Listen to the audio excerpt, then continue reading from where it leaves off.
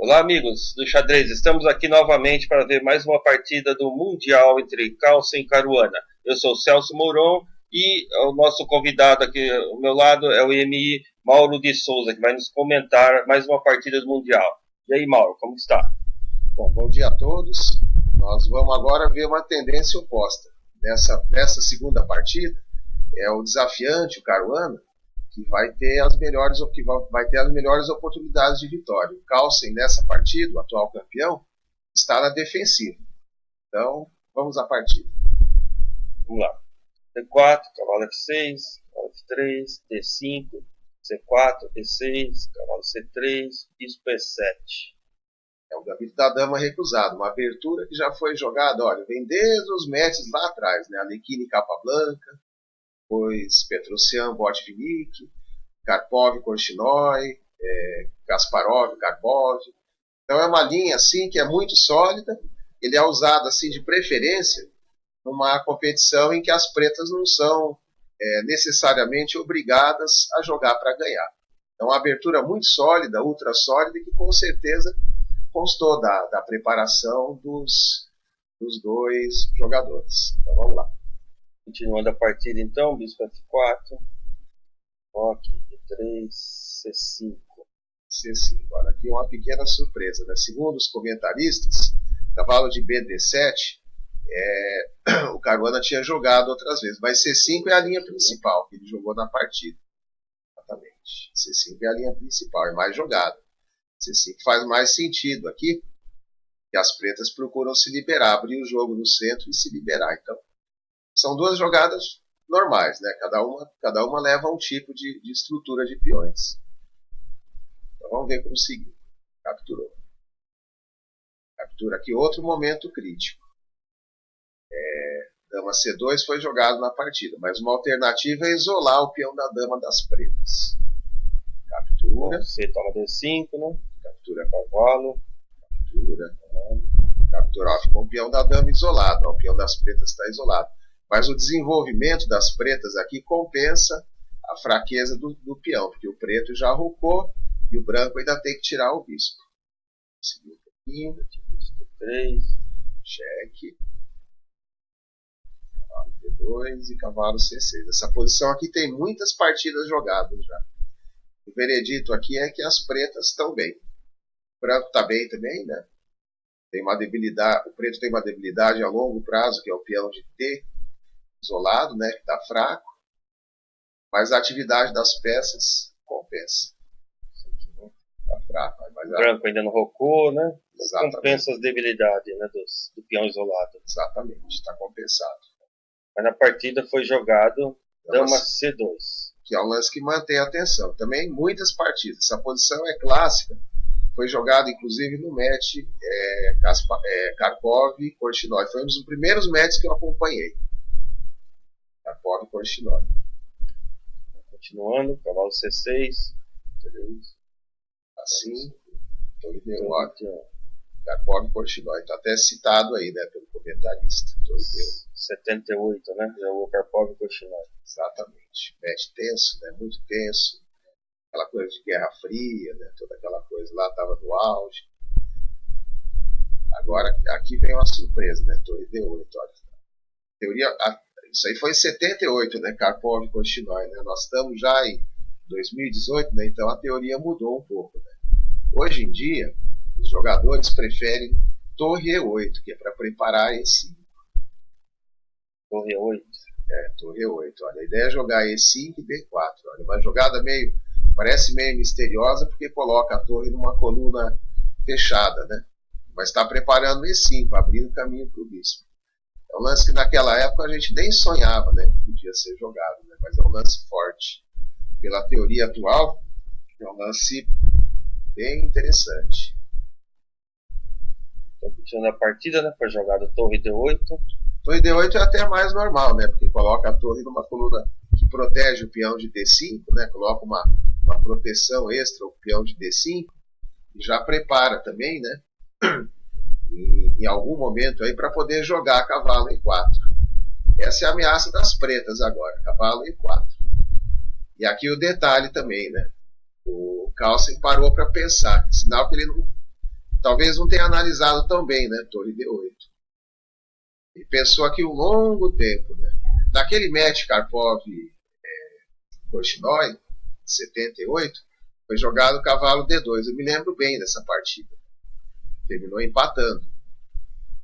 Mais para frente, posteriormente, torre D2 também passou a ser jogado. A ideia é a mesma, eliminar a cravada da dama. Aí a dama não está mais cravando o cavalo de C3. Bispo E2 deve ser um lance fraco, né? Provavelmente. Na minha base eu encontrei só 2 partidas. O Bispo E2. O mais popular seria cavalo D2, né? Cavalo D2, mas eu sei que tem torre D2 aí também.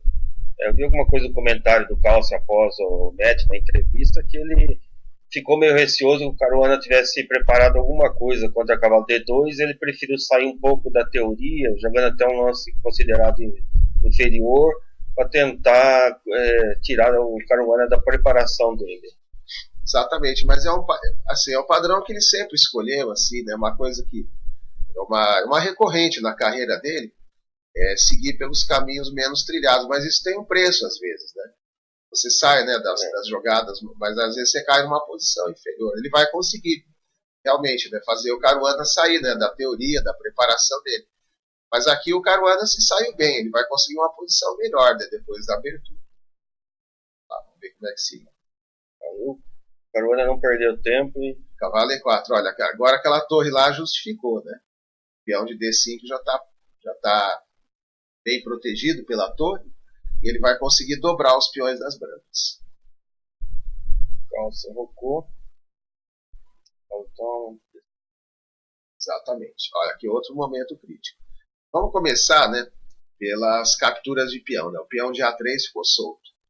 Vamos começar pela dama capturando o peão. O que acontece? Ó. Dama captura A3. Não é bom. E depois de torre A1, a dama não tem para onde ir. A dama fica perdida. A outra alternativa é de bispo. Torre A1 também. E o bispo não vai ter como sair, porque atrás está a dama, né? Então está cravado. Então nem pensar. Fez um lance forte aqui, H6, que para evitar o pulo do cavalo para G5. E foi uma jogada boa, porque as brancas, essa debilidade dos peões em A3, C3, ela vai, vai ser um problema para o resto da partida. Ele não vai resolver isso rapidamente, né? Não vai resolver isso jamais, aliás, né?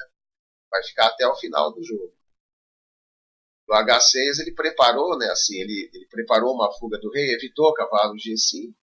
É um lance multiuso, né? E muito forte também. Vamos ver a sequência. O Calcio continua com A4, né? Tirando o peão daquela situação que uma hora pode ser possível tomar, né? Perfeito. E cavalo E7. Cavalo E7. Aqui, segundo os comentaristas, a posição é igualada, mas na prática, as pretas têm vantagem. Porque a questão das pretas aí é conseguir tirar as peças. Depois que conseguir tirar as peças, os peões das brancas fracos, né, vão ter seu peso. Foi o que efetivamente aconteceu na partida. Aí, Mauro, numa situação dessa aqui, que a branca está com sua estrutura de peões debilitada, peão dobrado, tem que jogar ativamente, né, o branco. Se ele não jogar ativamente aqui, ele vai acabar ficando inferior, não é isso? Perfeitamente. Ele tem que procurar agora jogar com as peças, né, colocar as peças nos lugares mais ativos e procurar criar ameaças. Final vai ser difícil, né? Se entrar no final vai ser complicado, então ele tem que jogar ativamente. E foi exatamente o que ele fez. Olha lá, ele colocou o cavalo num ponto forte. E vai procurar criar ameaças, né, com esse cavalo bem colocado. Então aqui para fazer só uma observação, né? Ele voltou o bispo, que é para procurar trocar peças, né? Num determinado momento ele pode trocar esse bispo pelo cavalo, é uma alternativa. Ou como ele fez na partida, ele conseguiu trocar o cavalo de E7 pelo bispo de F4. Então é uma jogada preventiva, forte, e prepara também para recuar a dama para C7, atacando o cavalo. Então foi uma boa jogada, né? Uma jogada de desafiante do campeão do mundo mesmo. O preto aqui, como tem uma estrutura de peões boa, né? Ele pode e deve até fazer trocas, né? Exatamente. Aqui a tarefa das pretas é trocar as peças ativas das brancas, no caso o cavalo de E5 e o bispo F4, e também procurar tirar aquelas peças lá da ala da dama que estão paradas, no caso a torre de A8 e o bispo de C8. Continuando a partida aqui então. Capturou, né? Capturou o cavalo, e aí bispo F3. Bom, agora ficou um peão no ar, né? O peão de C3. Vamos ver o que acontece. Ele trocou, né? Mas vamos ver o que aconteceria se ele capturasse o... Se ele quisesse, não poderia perdão, então a C3, o que aconteceria? Vai ficar perdido. Vamos ver o que acontece. Agora tem um golpe, ó. Olha esse tático. Toma a torre. Toma. Torre D1. Tira o bispo. E aí tá o 7. E agora aqui as brancas estão em vantagem. Pode contar os peões, ó. São 4 peões contra 5 das brancas. Então, esse ganho de peão, na verdade, é um erro grave. Ganhar esse peão fica muito inferior, né? No final, praticamente perdido. Né? E se tomasse de cavalo em vez de dama? Pior ainda. Ele ataca a dama, agora todas as peças estão atacadas. Olha, o bispo de D6 está atacado, a dama de A5 está atacada pelo cavalo, e o cavalo de C3 vai ficar atacado também.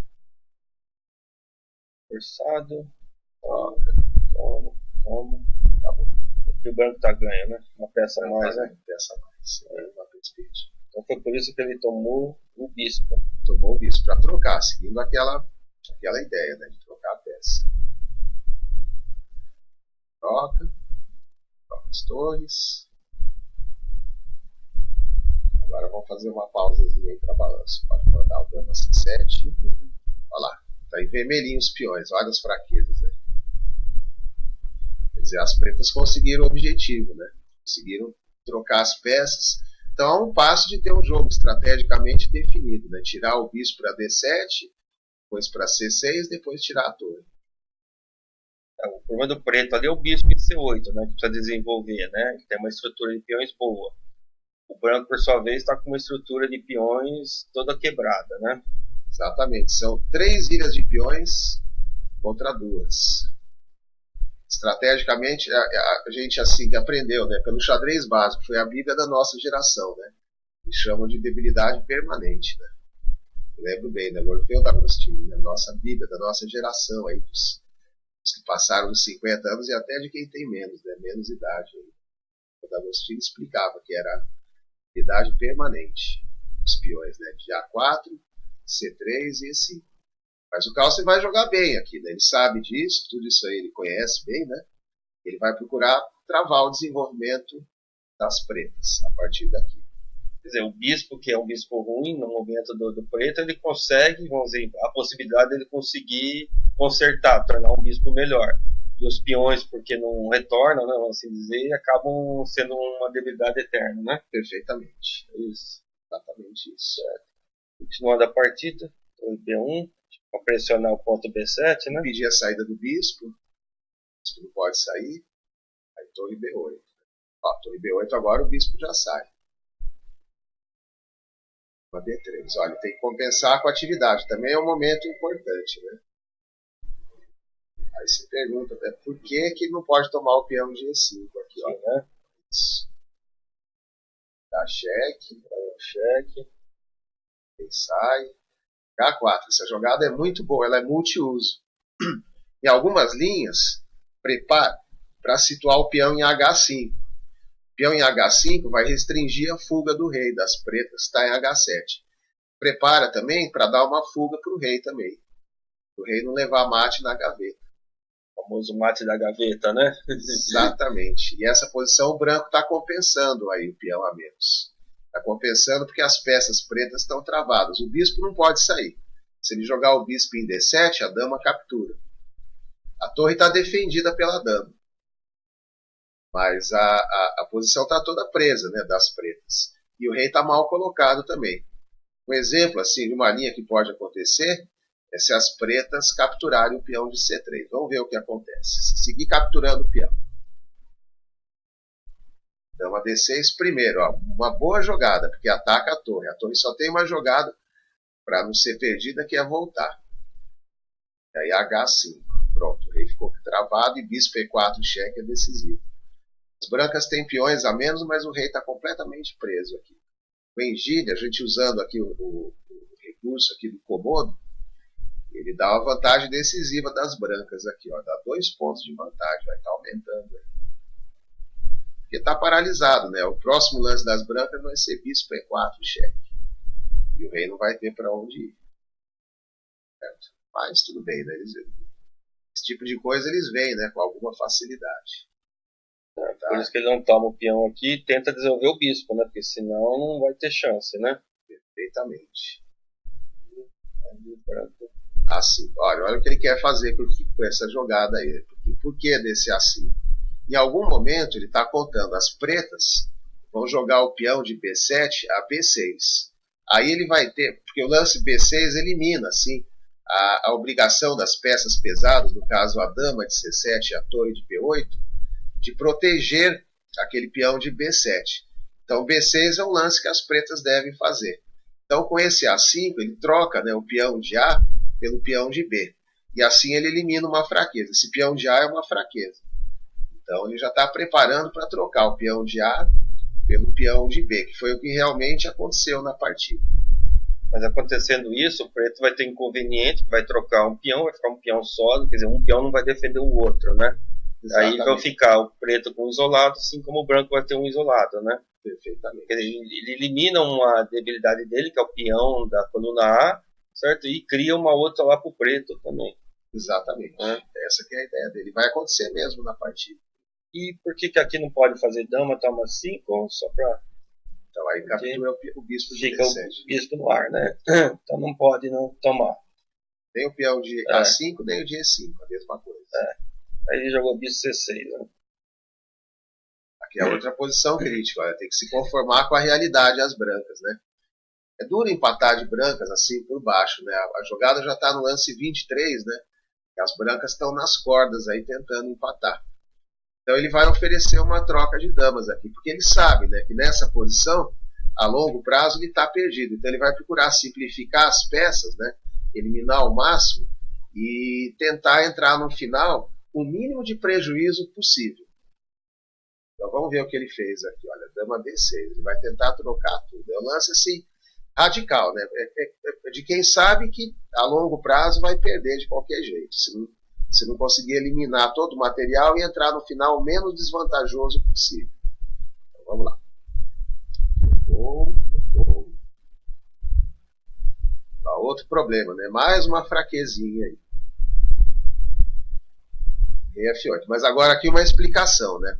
Ele jogou bem isso aí. Parece que piorou mais ainda a estrutura de peões. Vamos considerar o seguinte, olha. São 1, 2, 3, 4, 5 ilhas de peões das brancas contra 2 das pretas. Só que tem um fator importante para as brancas aí. Observa a atividade das torres. Olha. A torre de B1 está ativa. A torre de B8 é passiva. Se fosse o contrário, a torre das pretas estivesse ativa e a torre das brancas estivesse passiva, aí já era, né? Aí o jogo daria uma vantagem decisiva para as pretas. Ele vai tirar vantagem disso. Porque se ele demorar muito, o rei das pretas, que está em F8, vai se aproximar do peão, ele vai jogar rei E8 e rei D7. O peão de D6 vai ficar fraco, e aí ele vai conseguir capitalizar a vantagem. Então ele vai fazer o possível para acelerar aqui a troca dos peões. 8 e aí A6. Boa jogada, ó, ele vai conseguir trocar aquela fraqueza lá. Do peão de A depois. C5. Isso. Vai trocar. Agora aqui tem um detalhe. Ó. Tá bom. Então para as pretas não interessa trocar peões. O que aconteceria se ele jogasse B5 agora? Aí ele vai passar o peão. E agora é vantagem das brancas. Então não pode, né? Não pode fazer isso. Agora com 2 peões, aí inverteu tudo. Né? Vantagem decisiva, que está ganho pro branco, né? Tá ganho. 2 peões apoiados na sexta fila é muita desvantagem. Não dá para bloquear mais os peões. Rei D7. D7, ele trocou. Isso, A7. Boa jogada. Vai trocar o peão de A7 pelo peão de B6.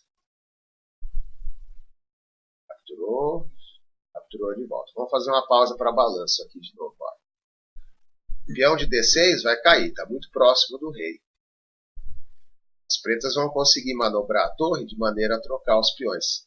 Só que aí vai cair no final de 3 peões contra 4 na mesma ala. E esse final costuma empatar. Em finais de torre com peões na mesma ala, a tendência grande é empate. Tá? Como aconteceu na primeira partida do match. Vamos ver como é que ele fez isso. G2, E5. Aí tem a setinha, né? Jogada rei E6 e torre B7. Outra explicação, né? Por que ele jogou torre B4? Ele quer jogar F4. Essa é uma das regras assim que a gente aprende o beabá, né? Dos finais, né? Quando você tiver desvantagem de peões, você procura trocar peões, não peças. Então ele não vai trocar as torres. Ele vai querer jogar F4 para trocar um peão. Olha lá, F4 troca um peão. Carlsen sabendo disso, Carlsen não, o Caruana, né, sabendo disso, ele vai tentar se opor a essa jogada. Por isso que ele jogou F5 aqui. Que agora, se seguir F4, joga E4. Tenta, né? Tenta aí. Ele pode, tenta manter os peões, né? um pouco mais no tabuleiro, um pouco mais de peões. Claro que isso aí não vai refrescar, né? Porque finais assim de 3 peões contra 4 na mesma ala são muito difíceis de serem ganhos. Vamos ver como siga. Jogou torre B6. B6, B7. Olha, ele está devolvendo o peão, mas não adianta, né? Esse peão vai estar perdido. Aí outra posição crítica, ó, 4 peões contra 3 na mesma ala, mas esse final é empate, bem jogado. Estava comentando, não pra gente, né? Que assim, jogando contra qualquer um dos dois, nós aqui não vamos aguentar defender, né? Vai ser muito difícil, né? O nível deles isso é empate fácil até para eles, né? Então, aí só lembrando, né, a outra partida, o que as brancas têm que fazer? Né? Tem que manter o rei G2, protegendo os peões, e tem que manter a torre ativa. A torre tem que flutuar, né? Ela tem que estar ativa e deixar como está, né? A torre não pode jamais ficar passiva, trocar as torres também não pode, né? Se trocar as torres, aí o vitória das pretas. O final de rei e peão é diferente, né? O final de torres é mais fácil de empatar. A torre tem que ficar indo para lá e para cá. É uma posição empatada.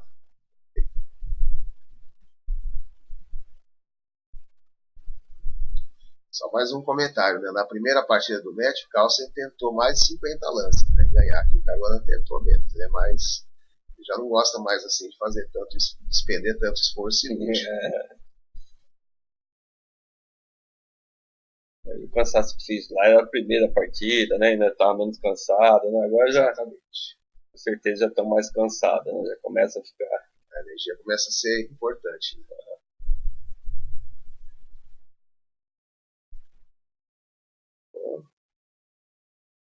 K3, olha, reduziu o número de peões. É vantagem aqui para o lado que defende, no caso o Carlsen. Bom para quem defende, né? São 3 peões contra 2. Faltou mais um pouquinho só. Cheque. Voltou. G5. Olha lá, a torre, ó. Que é aquilo que a gente tinha comentado, né? A torre vai para lá e para cá. Ele tem que deixar a torre livre.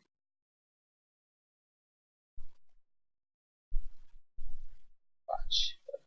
Quando a torre branca ameaça, da torre da preta tem que ficar se defendendo, né? Exatamente. E aqui eles acordaram empate, né? Se o rei das brancas, se o rei das pretas, aliás, né, for para F3, ele joga a torre B3, cheque, expulsa o rei. Esta foi a segunda partida do match de Carlsen contra o Caruana, onde terminou empatado. Então estamos com 2 empates até o momento. Obrigado e até a próxima. Obrigado a todos.